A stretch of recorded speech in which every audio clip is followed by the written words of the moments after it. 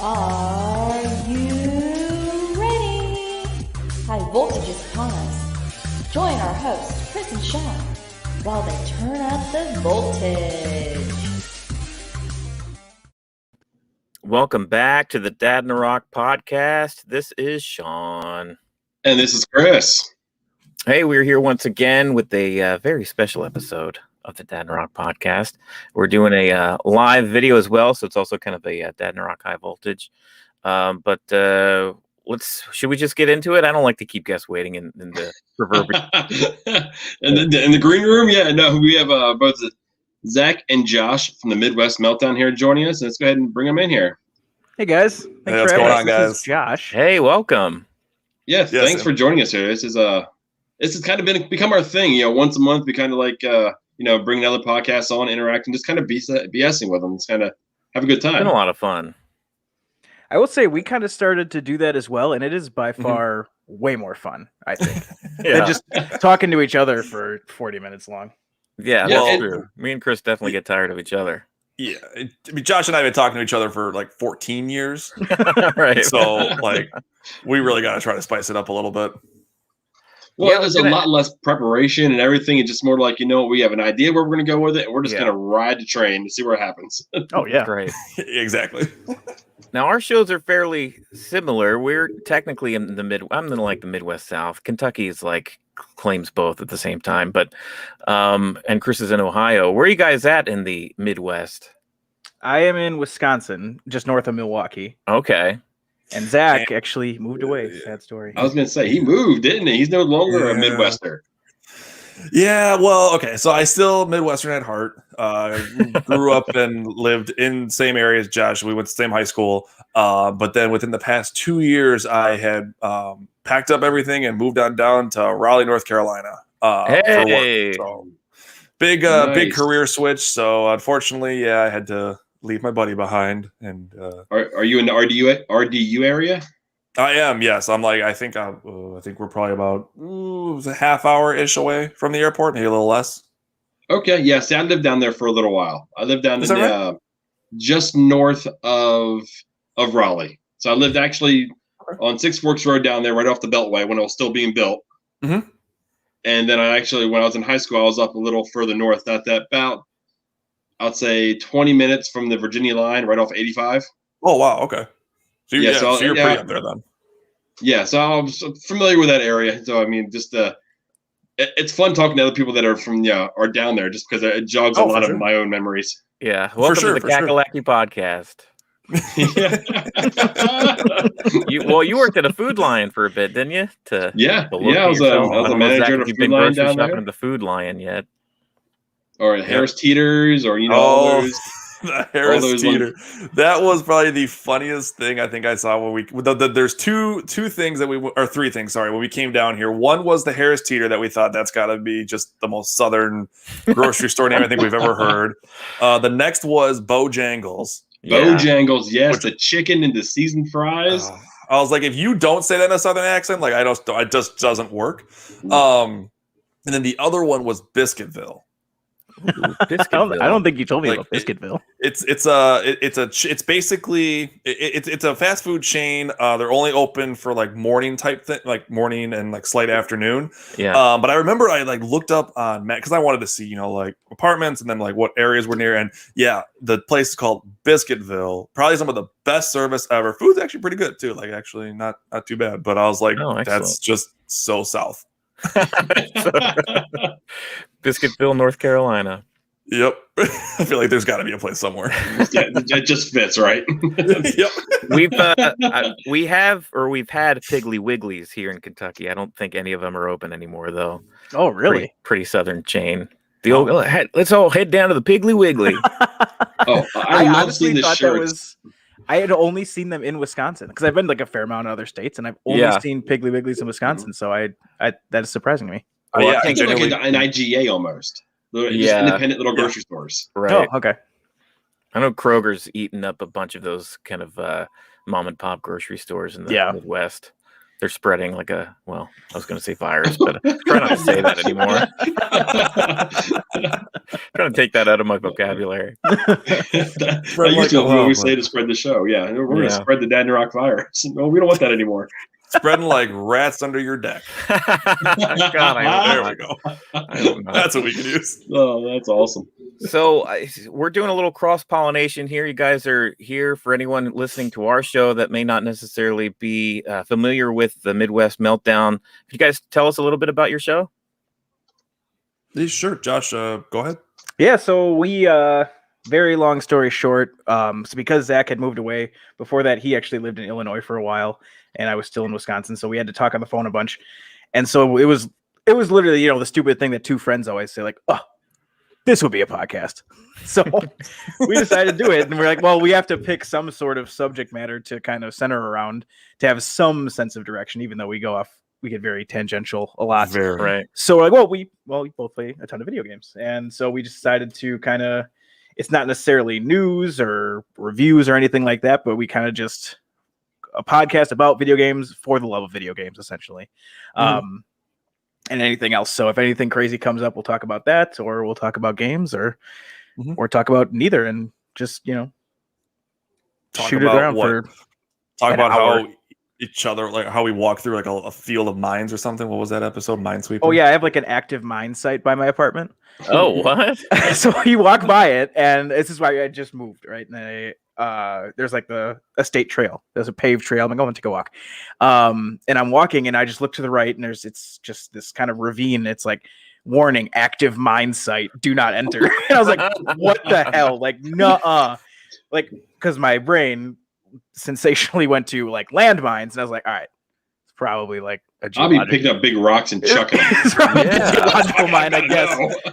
But it was hardcore, so I just like sent it a picture to Zach, like active mine site, no context, and sent it to him. Literally, I was like, oh my God. That's amazing. Let's picture a bunch of mines underwater with like a submarine coming through. Yeah. Seriously, like, yeah. So it's tangents like that we'll go on. And I mean, like Josh said too, yeah. If honestly, we'll talk news for video games if the news is like worthy, like Cyberpunk 2077 bad, worthy of talking about. Right. Basically, that's the level it's got to get to for us to be like, oh yeah, this happened. Or the fact that I can't go out and buy a PlayStation 5 yet. I just was complaining about that 2 episodes ago, right? Yep. Yeah, I think so. About 2 episodes. Yep. Yeah. I have a feeling you're going to be complaining about it for months and months. Me too. I don't know what's happening. Well, I do kind of know what's happening, but it just sucks. Like, I don't know, bad timing. It's the same thing. Well, Chris wanted to update his PC there. And we wanted to get maybe, because he's got like an old Dell Optiplex. I did the same thing where I took an old work computer home, they like decommissioned it. So I got this Dell Optiplex that I stuck a graphics card in. But luckily I did that in the beginning of the pandemic when everybody was just kind of sitting on their butts. Right. And graphics cards were still, out there aplenty. And Chris wanted to do it here, but it's like they're going for, 2 or 3 times what the price should be on them. I heard that. Yeah, I heard they were gouging a lot of component stuff for that. I saw PlayStation posted, or Sony, whomever, it doesn't matter, posted a thing, and it was like, would you be willing to pay for backwards compatibility on the PlayStation 5? And everybody's like, I'd be willing to pay for a PlayStation 5. Like, stop worrying about backwards compatibility. Yeah, let's start there. So yeah. Well, it's great. I mean, I saw a post too actually that said already that the PS5 actually has already outsold, like, per unit, the Nintendo Switch. Wow, that's crazy, because that was fairly successful for Nintendo. It was super well, especially with last year being the big shutdown year and everybody was pretty much stuck at home. Everyone's like, well, let's just all go get Switches. Yeah. And I saw that it had already outsold it, and it's like, that's crazy. Yeah, it was insane. They're just filling out pre-orders for the foreseeable future. I actually have a Nintendo Switch sitting behind this wall. My mother sent my daughter one for her upcoming birthday, but her birthday's not until June, so it's just sitting in here, and I'm like so tempted just to get it out and start playing it down here. Dude, just take it out, give it a test run. See you gotta make sure it works. Yeah, exactly. Yeah, you gotta do all the registering of everything. That's what I did with Zach's. My son, I got it out, before Christmas, and I just went ahead and played with it, set it up so it was ready to go first thing in the morning. That's idea. Actually really nice, though. That's what I need to do. You're right. Just get it going for her. Yeah, exactly. Yeah. Why is this analog really worn down? Well, I'll just say one game was making her really upset. Yeah, I think, what did she send? She sent Mario Kart Deluxe and some other game, but I don't think I even told you yet, Chris. So we'll have to get together and. That's awesome, Mario Kart. Oh yeah. Now see with the kids, the big difference between us growing up on Mario Kart, say 64, and then with this one here is you can put a driver assist on, where the kids will never fall off the track, so they'll never know the pain of Rainbow Road. Yeah, like bumper bowling. Yeah, I did not know that. So and you can turn off, like, there's two different ways with the actual controller. Well, they have the gyros in it, so you can actually just kind of go back and forth and it'll steer it, or you can shut that off. Or for some reason it gets turned on, and then you're trying to steer and still use the sticks on it, and you're like, why am I turning left when I'm going right? It's like it made me so angry at points. I'm like, I'm done. My control's dead. I gotta find no one. Just throw it embedded into the wall, like like Captain America's shield. Yeah, exactly. Well, I feel like the kids have to learn the penalties of falling off Rainbow Road, because it happened to us, and look at us. We turned out to go through that struggle. Yeah, when you try to do that little jump shortcut on Rainbow Road and you jump too far, you gotta learn. Yep. That's an all or nothing jump, because if you nail it, you got first. If you don't, you're basically last. You're done. It's over. Yeah. Dude, I've played a ton of the Mario Kart games. I don't think this will ever change for me. Mario Kart 64 is still my favorite, hands down. I love it. I play it. I got a little computer back there. I do some emulation on, and I've got the 64 version, and I pull that up quite a bit. But I'm worried. Sue, my daughter, she's done pretty much strictly tablet gaming. So like, to get her like thumbs on a joystick and do some like buttons, she's gonna have to actually learn that. And she controls stuff on a tablet better than I can, because I can't seem to get the whole thing down. When you have just a tablet and you've got your like directional pad and like buttons and stuff on a tablet, like with an overlay, I can't grasp that. Yeah, and it makes me feel like an old man. Hopefully, she can learn, and she'll be able to walk in both worlds there. Oh, I'm sure. Yeah, see, the Switch is a good introduction. I'm fine. Yeah. Like my son Zach, he does great with it. I mean, he plays all these games, and he does the tablet games too, but he enjoys playing those. And there's just enough games on there that, like, there's some nostalgia games, like they brought back the Donkey Kong, and now they kids version that up for us, where you can play with the Funky Kong. He's got like a surfboard. Yeah. And basically it gets rid of being able to die. You can like bounce on this thing like 6 times to avoid dying. It's wow. They nerfed Donkey Kong too, huh? I was just gonna say that they nerf every kids game. Like, yeah. And it really did. It's like, oh, come on.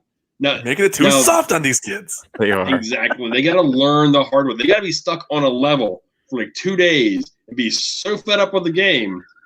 That was one of the best parts of playing a video game, was like going at something like 100 times, it would seem like, even just like a side scroller adventure like a Mario, where you just can't, like, you keep missing the jump, or you keep getting hit by the line of fireballs, right?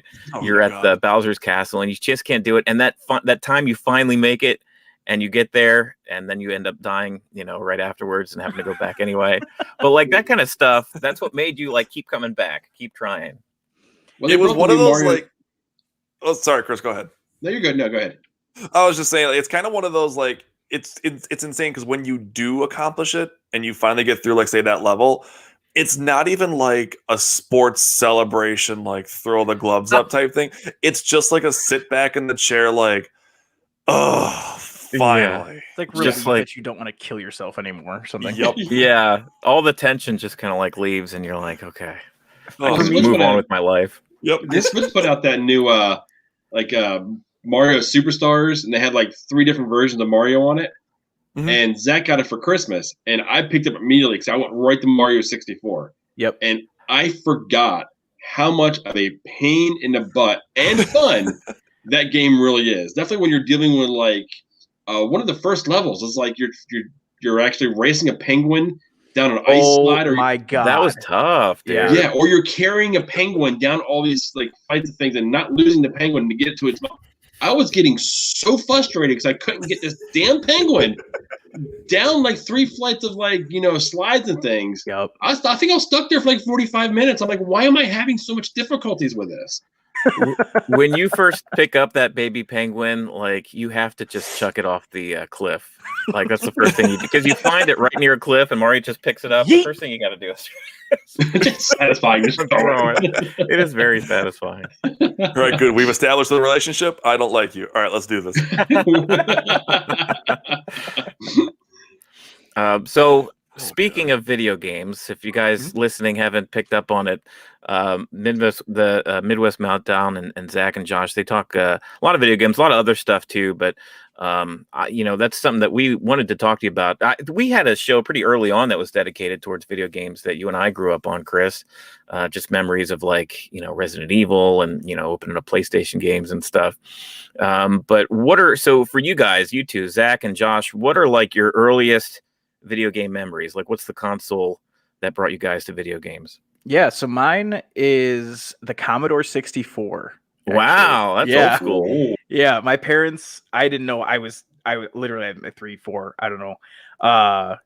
And I would beg them to set it up all the time. And they had the full size floppy disks for the games. Yeah. It was a ton of fun. Then I had an NES. I don't remember playing a ton on that. I remember for some reason playing DuckTales and Spy Hunter. That was a popular one. Yeah. Spy Hunter then, then I got the N64, and this will be, good for the stuff you guys are passionate about. But the 2 games I remember probably playing the most, aside from Mario Kart, is Star Wars Episode 1 Racer and Shadows of the Empire for N64. Oh, wow. Those are 2 of the best Star Wars games, period. And I love on the 64 Rogue Squadron. I thought that was an amazing game too. 64 had some excellent Star Wars titles. Yeah. And they remastered Star Wars Episode 1 Racer. So I have it on the PS4 and I ran through it in like a day and a half. Oh my gosh. I have to look that up. That's funny. You burned through that scary quickly. Oh, because it was like I loved it so much as a kid, and then they improved upon it wholeheartedly. It just made the mechanics so much better. Obviously, it's like shining up a turd. Like it was still an N64 game, right? But it's still tons of fun. I loved the remaster. How about you, Zach? So I will admit, when I was younger, I was into video games for sure, but I wasn't as dedicated, I would say, as Josh probably was. I mean, my first system I really do remember was the Sega Genesis. It was my cousin's, and they had kind of just given it to us. We played, I think they had like Mortal Kombat, I know, was one that my brother and I played through a lot. Donkey Kong was another one. And for whatever reason, I remember The Lion King. It was like a side scroller. Yeah. I don't know why we had that game. I mean, it was fun, but I just for whatever reason, I'm like, oh yeah, we had that game. But growing up, Josh and I are both big hockey guys. So when I was growing up, I remember very distinctly, I was coming home from school and my dad got us the PlayStation 2. And it was the big hype because of the graphic upgrade from PS1 to PS2. And the first game we got was 2002 NHL National Hockey Night. And I remember we were so pumped because my dad on the radio had heard you can see guys' faces and they have cool introductions for the players, which now you look back at it and it's like, oh, so you can identify that he has 2 eyes, a nose, and a mouth. Great. A hexagon. That's about it. Yeah, exactly. So, but I remember we came home, we just played it nonstop. And I mean, when I was with when I was growing up with my dad and my brother, we pretty much played a lot of the sports games. And then we pretty much did a few war games here or there. I know Medal of Honor, European Assault. What was the other one? Medal of Honor. I think Front Lines it was. My dad was big into all those. But I would say once I got the PS3, and that's when Josh and I pretty much became friends, that's when I think my hardcore gamer started coming out in me. And I think now he's just created a monster at this point. Knowing you guys like hockey so much, I am shocked neither of you brought up Blades of Steel on the NES, because that was one of my favorites. I actually never played that. Really? Oh, that's so much fun to go back and play, because it's extremely easy and it's so much fun to fight with them. It's I don't know. I remember sitting in my cousin's room where I played the Nintendo. I remember just playing it. It's my whole purpose was just to fight somebody. You picked it back up easily too. Like you had some muscle memory even about 30 years later, because I pulled it up on my emulation PC and you and I played it. And But he was like, I'm done. Yeah. He was like, I'm done. It was like he was up by like 11. Oh, Like, all right, yeah, you're good at it. But it was like I wasn't even just beating him. I decided I was gonna beat him too. You know what? No mercy here. Yeah. I'm taking my computer and leaving. I just pick up the tower. Out of here. My dad said I'm supposed to leave if you're not playing fair. Oh, speaking of which, do you remember? So like the first console that Chris and I played together was probably the Genesis, because we used to play Sonic 2.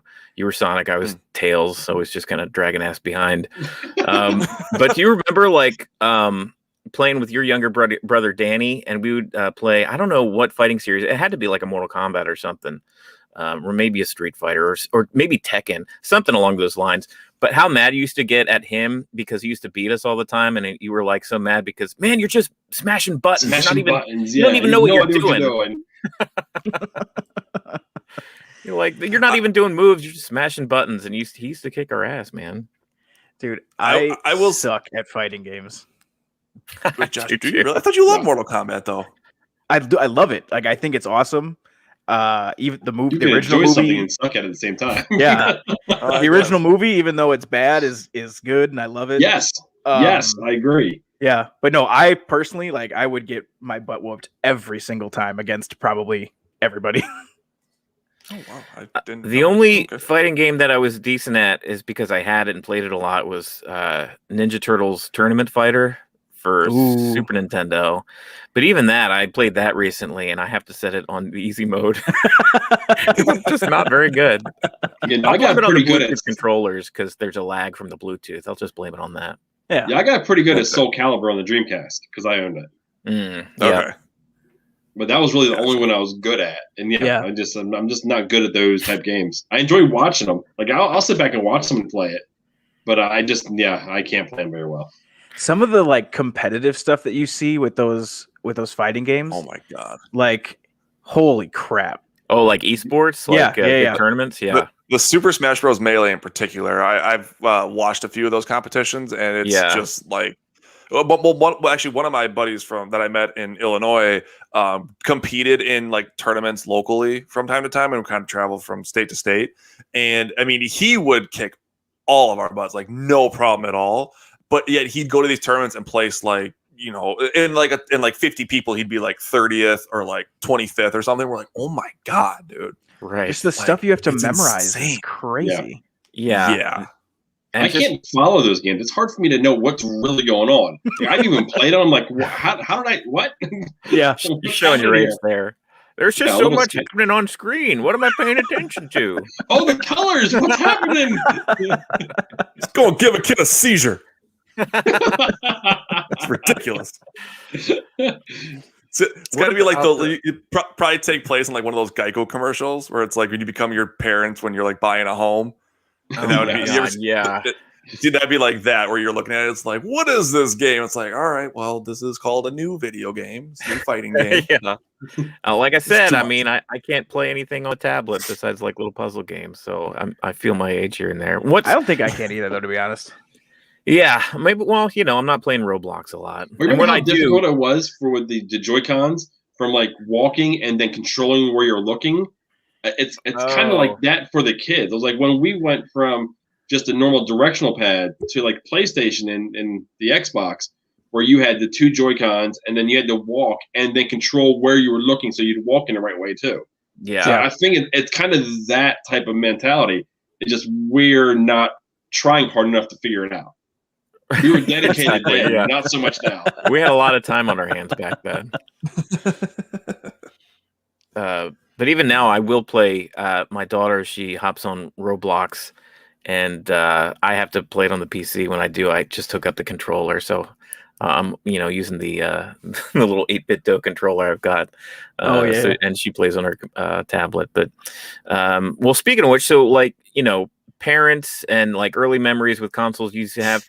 Did your parents ever like bogart the the console at some point, like send you to bed and then, you know, start playing games, like staying up late drinking beer. Like I'm telling on myself, this has happened to me. Like I have clear memories of my mom and dad like sending me to bed, you know, 8-9 o'clock, and then just listening to them play Duck Hunt on my NES out in the living room and just like laughing their asses off, like having a good time.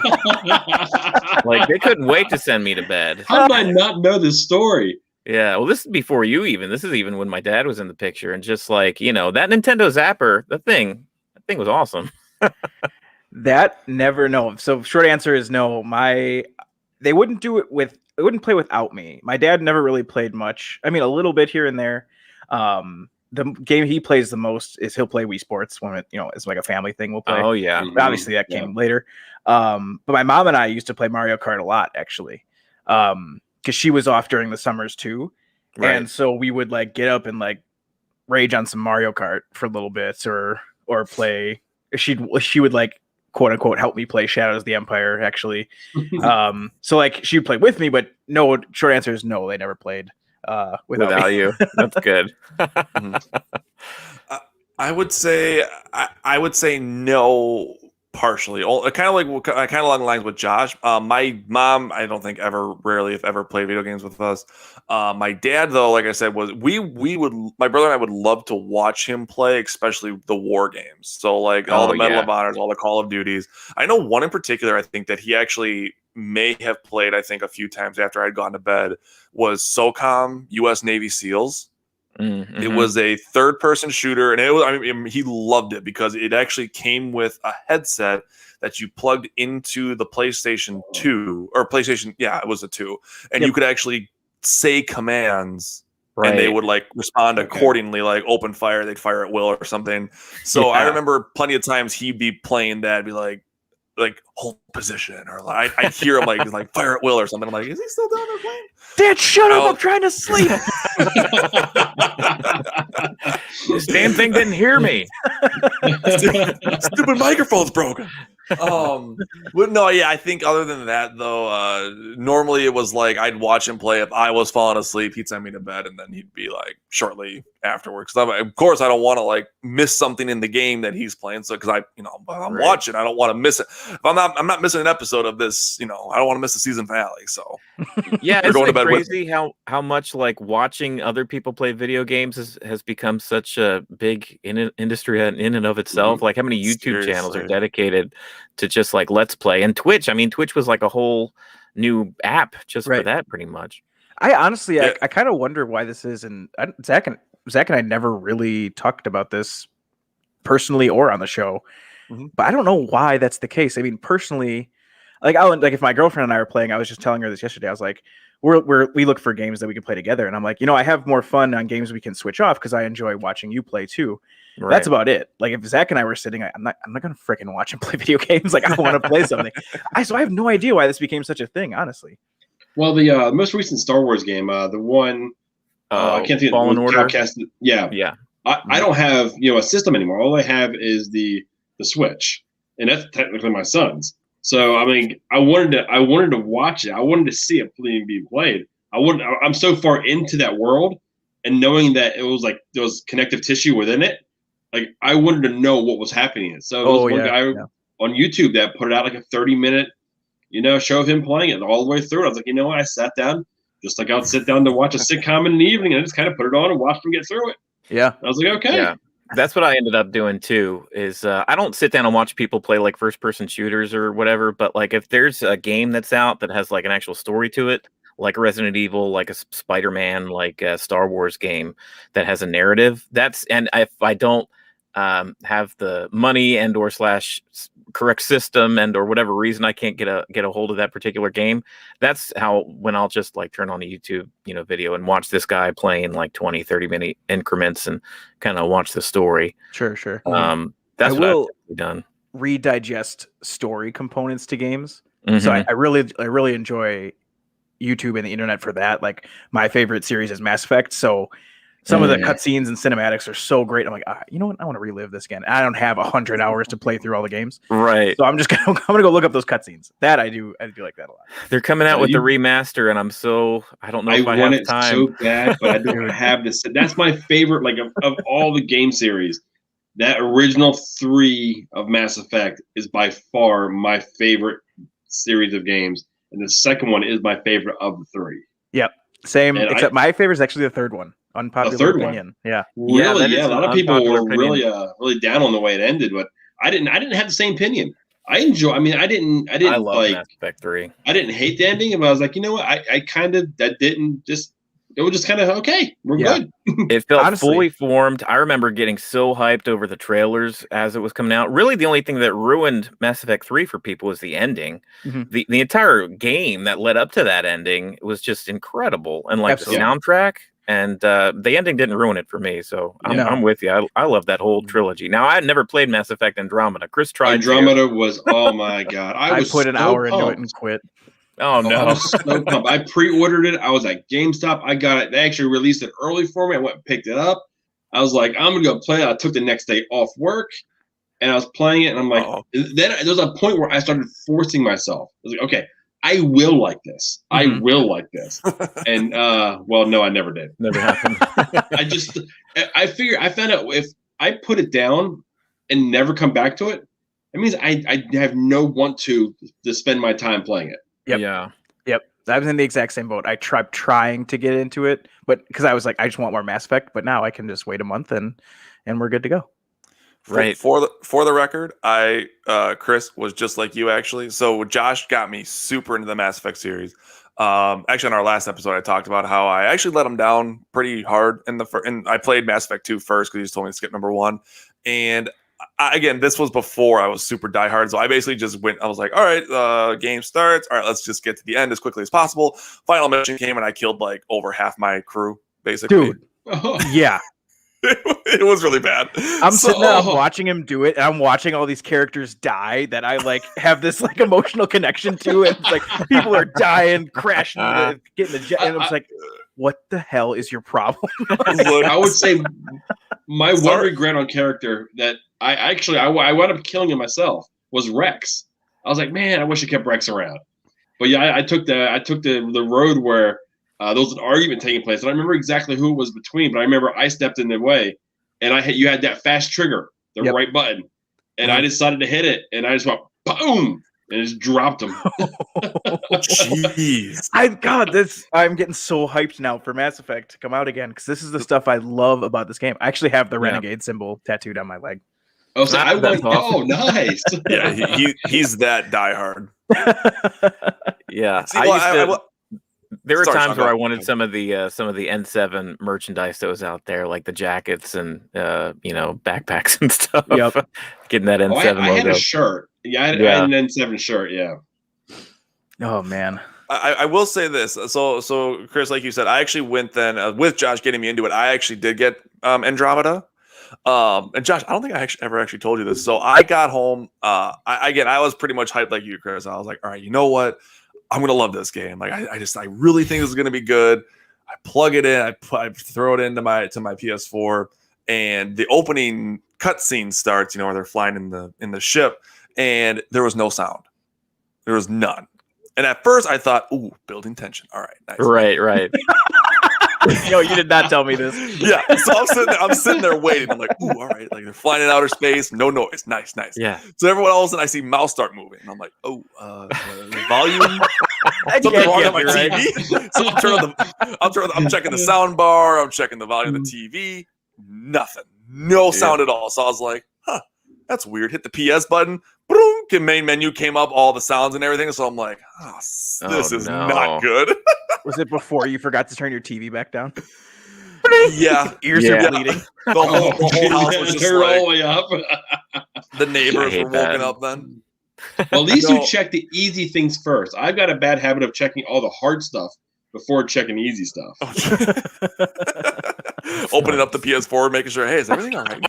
Right. Oh, yeah. It was a whole situation back when me and Shaun were briefly living together back in Jersey. I had one of those really nice Onkyo stereos, and we had surround sound. It was all wired, and I wasn't getting sound, and I was getting so mad. And I'm like, what is going on? And then I was like, you know what? It's got to be a wiring issue. I ripped it all apart. Oh my God. Rewired everything. Same problem. And I was like, at this point, I spent 2 hours doing this, and I'm furious now. I'm like, I don't know what's going on. Then I look at the receiver, and the mute button's flashing. Oh man, I felt so stupid, and I was so mad. I was like, okay, I just don't even want to sit in this room anymore. I gotta leave. Gotta go. That's tough. I will say for the record, I did beat Mass Effect Andromeda. I beat it through the whole thing. Oh, you did beat it. Oh, I'm did. impressed that you put the time into it. Hey, I was at some planet with like, it was like one of the first ones. Yeah, dude, I don't even remember. Yeah, it was like, you know what? I just I was like, push that back. I'm gonna forget as much about it as possible. But I was like, yeah. It was kind of the mindset of like you had, where I was like, you know what? I'm sticking to this thing. Like, I know there's not an audience for this. I know people are hating on it. I'm going to be one of like 5 people in the world who are like, and honestly, I will say the combat system was very well improved, I think, versus the other 3 games. Because the way the melee system, you could like the different like mechanics you had to it to cover and shoot and stuff. Yeah. I thought that for sure was way improved. Everything else, I'll full on admit, was garbage. Yeah, no, I would agree with that. I thought that the story and everything behind it was all just so. You can tell they rushed it out because they made so much money on the first story. Yeah. Yep. So I was like, okay, yeah, I like the improvement of the melee, the fighting, and everything from 1 till absolutely to that one there. I agree with that. That's absolutely the best part. But it's like I felt like I was wandering aimlessly at times. Like I didn't know what the point of what I was doing.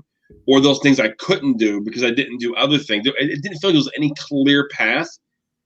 And like, unlike the other ones, like you had a clear path, but there's other things you can do, and you couldn't do those other things if you went beyond, a certain point. Mm-hmm. Right. This one here, I was like, I didn't feel like there was any direction. I was like, just a bubble floating in the air. Like, okay, you want to go this way, it's getting a big, gust of wind and have fun, or try to at least. Yeah, pretty much. But you said you play sports games as well. Do you guys ever play any of the FIFAs? I played FIFA with my friend who's also named Zach. He was a soccer player. So he grew up playing soccer. So him and I would just play head to head.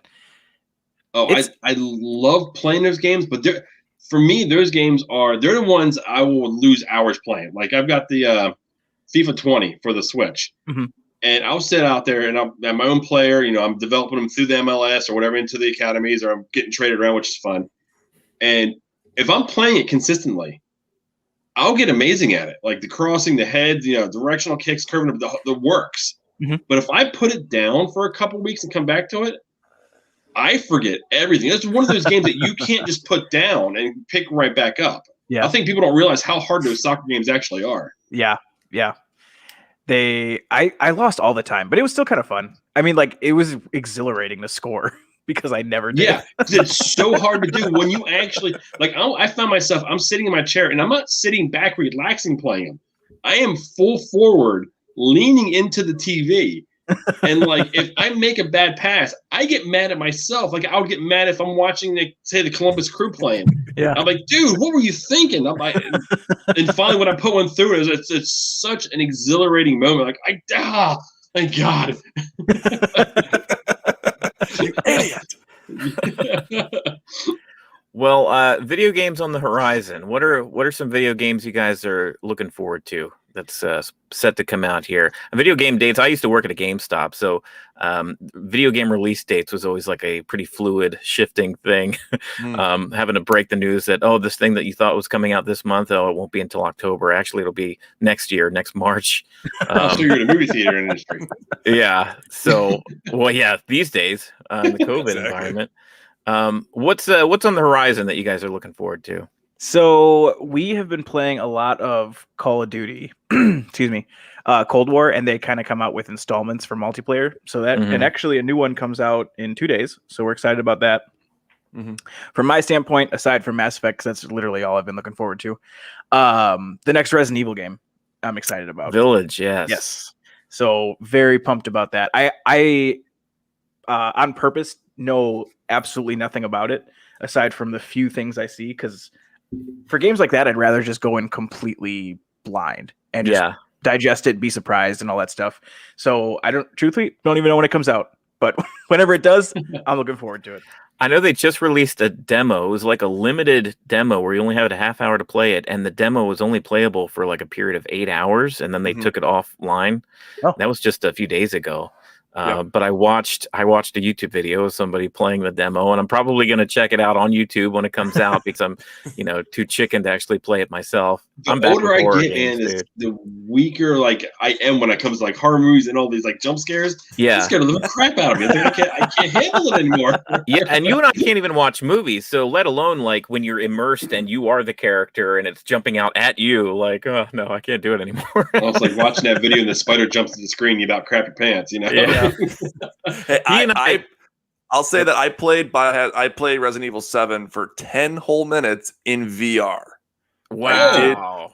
I did make it 10 minutes, which pretty much is getting into the house, and that's about it. That's 10 minutes more than I'll ever do.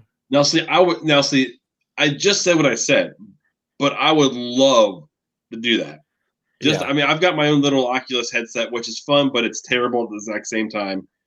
I would love to play a game like that, knowing that I'm not going to bust my ass somewhere. I got to be at plenty of room. I'm not going to be one of those TikToks or videos that I'm just going to bite it right into a table. But yeah, I can see myself just completely getting terrified in one of those. It's got to be something. It was something. I had Josh play it, and I think the coolest mechanic he liked is the fact that you could you could play that game pretty much just sitting on your couch as long as the camera for the VR is pretty much in your face. Right. And he was actually like, the coolest thing is he could lean forward and like look around a corner, and like he's like in the realm of the VR, so like, you can kind of just like peek yourself around. I'm like, yeah, that's nice and everything until the big jump scare inevitably happens. I could barely play that game without VR, more or less with the VR. Like I started playing it later without it, clearly, and I was like, yeah, I never would have made this in VR. I would have had a heart attack or 5. I don't know. Yeah. Oh yeah. That's awesome. But I think in terms of other games coming out though, I think other than the Mass Effect trilogy. There's a couple Call of Duty updates coming up. I mean, my library is so big right now that I'm just like, if a new game gets announced, I'll just be like, I'll get to it at some point. Like I have so much right now. It's just like, huge. And I feel like I've taken on, like, I feel like I've accomplished so many games, and then I'm like, oh my God, I still have all of like these other games to play, and I'm like, I'll get to it when I get to it. I will say probably Horizon Zero Dawn 2. I'll say I'll look forward to that one. The first one was really good. I think the story is going to hopefully pick up like they said it would. Yeah. That would be pretty cool to see the second one for sure. Chris, you know of anything coming out that you're looking forward to? I have nothing. I know of something that you I'm an old man anymore now. It's like I pretty much value sleep. Yeah. So the only time I'd have a chance to play is when the family goes to bed. And I'm like, I don't know if I'm going to sacrifice, sleep for a game. I'm gonna go to bed. All right, well, let me let you in on something. There's a new side-scrolling Ninja Turtles game coming out in the vein of Turtles in Time. A brand new adventure called Shredder's Revenge that's coming out in the next few months or something, and it's going to be on PC, but it's also going to be on Switch. So you and I are both going to have Switches. Okay. We need to play multiplayer online on our Switch, playing some Ninja Turtle games. Well, there we go. Look at that breaking news. We're gonna have. That's funny. I knew nothing of that. It's just breaking it to you. So that's what we're gonna be doing. Well, there we go. So we actually have one coming up that we were. I wasn't even aware of. Check it out. But it's old school games. It's not like your new games. I'll more fall in line with playing old school games. Like on the Switch, they have a game called Tetris 99, which I never thought of like a competitive Tetris game. But this thing is crazy. Like you're playing against 99 other players. And while you're clearing your rows, you're sending those rows to one of those other players and trying to knock them out. So you're either playing defense. Yeah, no, it's nuts. Jeez. And it can get really intense. You can either play like you're blocking, you can play like you're attacking, or you can play like a neutral and it's kind of like not piss anybody off and then keep going. And then once you get down to like a certain number, then kind of get into what direction you want to go into. I've gotten as high as 10, But man, it was like, and once it gets to that level, just like any Tetris game, it speeds up. So you're trying to figure out what you're doing and keeping track of dropping pieces. Oh, it's one of the, it gets, it's insane at times. Well, I tell you what, you and I and Zach and Josh could probably have another few episodes just talking about video games. There's memories that I just haven't even touched on. Just, a lifetime of playing all these systems and emulating stuff recently. It's a lot of good memories. But as we wind down the show here, Zach and Josh, do you want to kind of give some links and some where can people find you? Yeah, sure. So again, we're on Instagram, Twitter. You just find us, type in the Midwest Meltdown. I think on Twitter we're at Meltdown Midwest. I think we got to the party a little late there on that one. We had to reverse it. I think Instagram is the _Midwest_Meltdown. We have a Facebook page, same name.